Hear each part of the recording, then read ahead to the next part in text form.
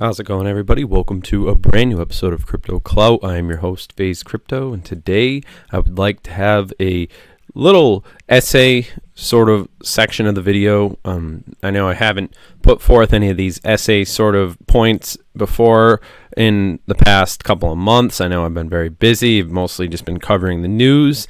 However, today I would sort of like to just put out sort of almost a pre-prepared sort of off-the-cuff statement about DigiByte and the current state of affairs in the cryptocurrency world. First off, I'm going to start off with this article right here, which is actually happens to be a DigiByte price prediction. DGB poised for massive comeback. So DigiByte seems to be getting ready for an upward upswing following extended declines since September. The downtrend has been considered in a descending parallel channel. Meanwhile, support at 0.18 is conjunction with the channel's lower boundary. Although the bulls to take back control, commencing with undergoing recovery. At the time, the time of reading, DigiByte is just sort of below 0.022 after taking down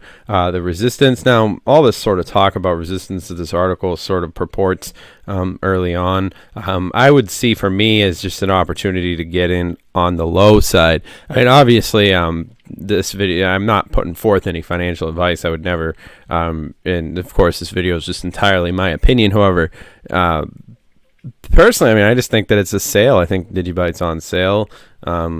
Just as far as you want to consider what's happening, I mean, now sort of I want to get into the first half of what I was, bringing up initially when I wanted to make this video.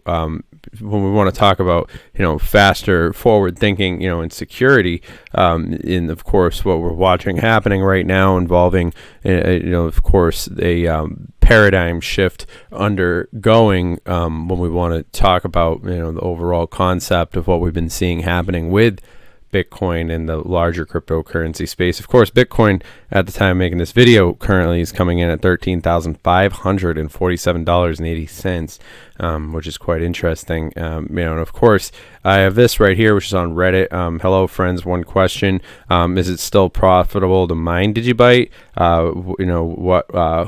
The profit, and of course, interesting. You check out the website. If you guys are interested, please go and check out DigiByte Reddit. There are some very interesting opinions to be had, just by going on that site and checking things out.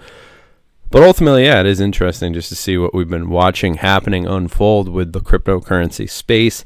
Overall, a lot of the different fundamental aspects of the, residual sort of elements that have come from the paradigm shift, and a lot of the different things that we have been seeing happening when it really comes down to paying that close attention, as I know that my audience is one to do. Now, of course, if you guys are actually watching from any place in the world, why don't you comment down below and let us know?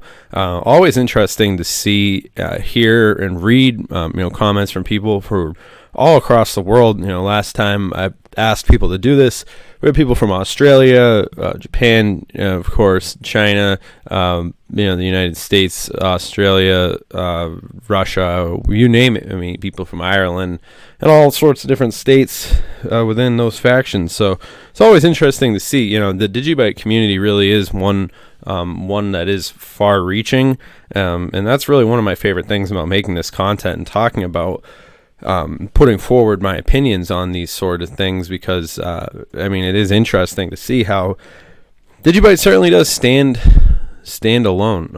It's definitely separates itself from the herd when we want to talk about the different issues that face Bitcoin and so forth. I know I often put forward more of a Western perspective, from a Western vantage point, but ultimately I consider myself a man of the world. And of course I would say that DigiByte in the larger aspects of some of these various different altcoins certainly does have that that element to them, in particular when we talk about the infrastructure of blockchain and what we're seeing happening with DigiByte currently, has a lot to do with the developing nations. And you want to look at places, parts of the world like India, Africa, you name it, especially Singapore, more notably these parts of the world that can of course overcome a lot of the red tape, I would say, that holds back Western, or more, for lack of a better word, more developed countries, because I wouldn't exclude China from that as well, or even a lot, or to some extent Russia. We see this obvious post-World War II transitional event happening right now, where of course companies and private individuals and so forth move over to what DigiByte, the rapidly growing open source blockchain from 2013 to 2014. It takes about 6 years for these technologies to really enter into the public consciousness. And I'd say, just when we want to talk about the various different things that have been happening with DigiByte, and of course the overall aspects of what we're seeing happening when it comes to privacy and smart contracts, and from the overall standpoint, as somebody who's been watching cryptocurrency make this development over the past couple of years, of course, now it's been going on almost a decade. It's pretty crazy to see how we've been watching all these different aspects of the sort of transition over to computing power. It almost makes more sense to start referring to the global powers in those specific countries here, neither here nor there, which we might talk about, which have pulled ahead, and basically taken a lot of the legislative baggage off of the development of cryptocurrency. Because let's be honest with ourselves, these things are in fact going to be going to determine huge, and far-reaching aspects of the future of human evolution. Human economic and just events.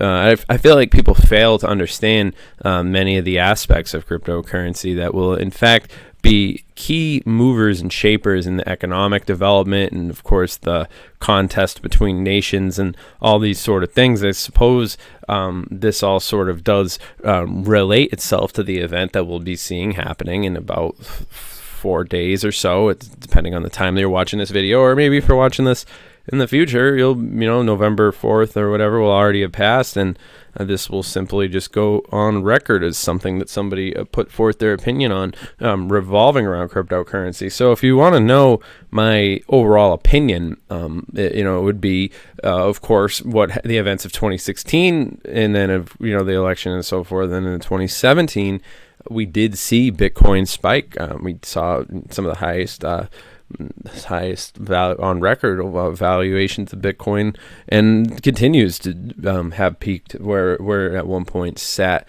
But $13,000 is not that far away from 20.